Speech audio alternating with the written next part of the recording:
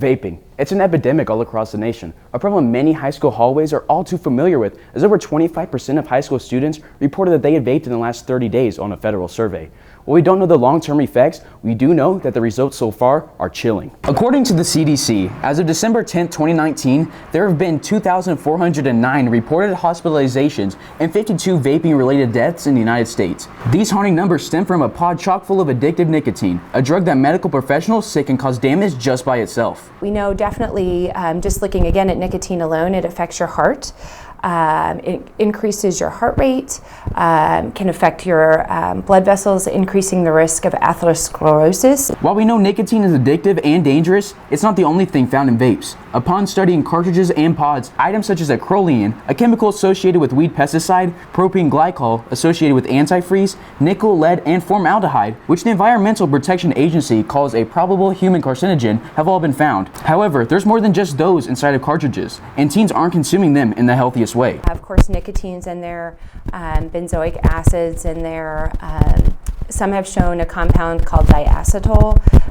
That's important because we've known that diacetyl can cause serious injury in something called popcorn lung that was found in a bunch of workers that worked in a buttered popcorn factory, and they got irreversible lung damage from this component called diacetyl. And so actually some of the studies they've done on pods, that's been found in there. So the way we take something into our mouth and our digestive tract handles it is very differently than when you heat it up and change it into something and breathe it into your lungs, because your lungs were not made to digest products. It is extremely easy for teens to get addicted. Take Juul Labs, for example, a $24 billion company that held 75% of the e-cigarette market heading into 2019. Their Juul pod is high in nicotine, so high in fact that this pod that is not even 1 inch in length has roughly the same amount of nicotine as that of a pack of cigarettes. Teenagers can get addicted with just half of a cigarette. That's about 5 puffs from a Juul. It's this high level of nicotine and the way that teen brains work that has both teachers and doctors alike concerned. Teens are at risk because, brain development, it is easier to become addicted to things with a less developed brain, and again, that brain develops till about the age of 25, and so you're talking about just thing that's easier to become addicted to because of the stages of life that a teen's at.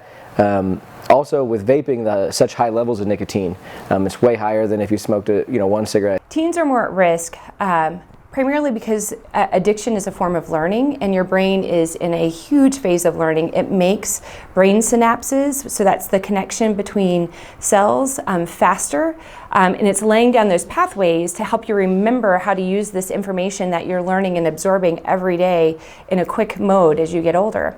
And so that nicotine primes that brain to lay down those pathways, especially to highly fun activities. As you all know, when you're in a fun class or at a fun program or a concert, like, you remember events in great detail. But if something's kind of boring, you don't remember it, and that's because that pleasure center of your brain is being activated. And it's just the same for nicotine. Specifically, nicotine that is in the pods lays that down. What may be just an experimentation with friends that was 3 or 4 puffs because maybe they were doing it and you just wanted to fit in, then the next day your brain is like, man, that felt good, we should do that again. And you can't stop thinking about it until you kind of give in. And I just think it's crazy because you want to stop, but you can't. Not only to make the situation worse for teenagers, many believe children are being marketed towards. Some believe that with the use of advertisements with modern designs and young people on the ads, along with fruity flavors, Juul has been targeting teens. While for others, it's the design that makes it marketed towards kids.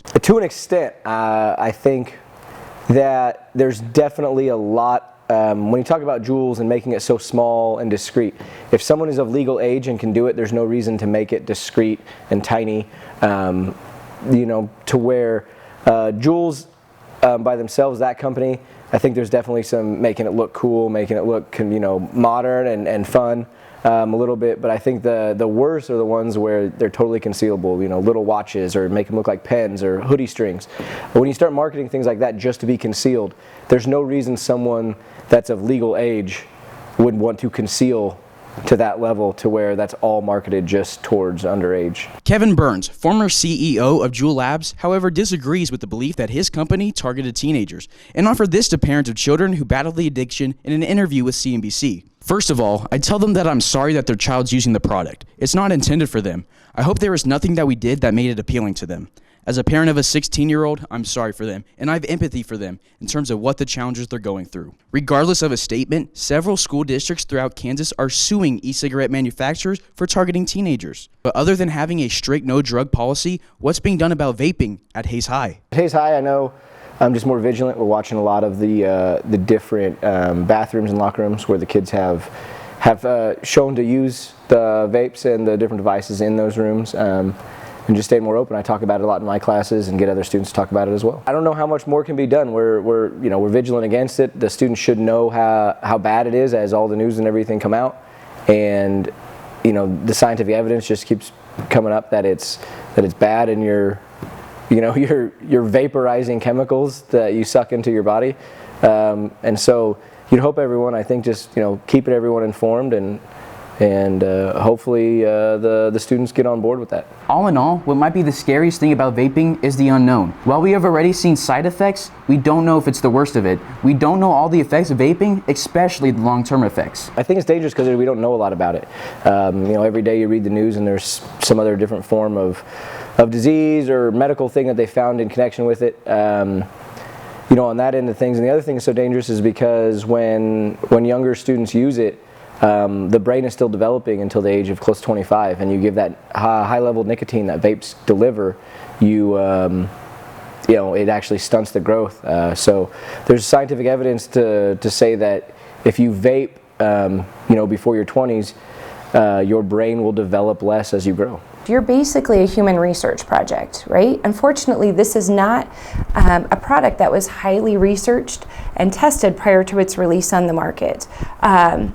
And so we don't know all the things it's going to do to your body or the dangers that it entails, and we may not know those completely for another 10 to 15 years. It's apparent that vaping does not go without harm, and the odds are truly stacked against teenagers, and it really does affect a whole community. So let's all become better aware and better informed, and together put an end to the issue affecting countless lives of children throughout our nation.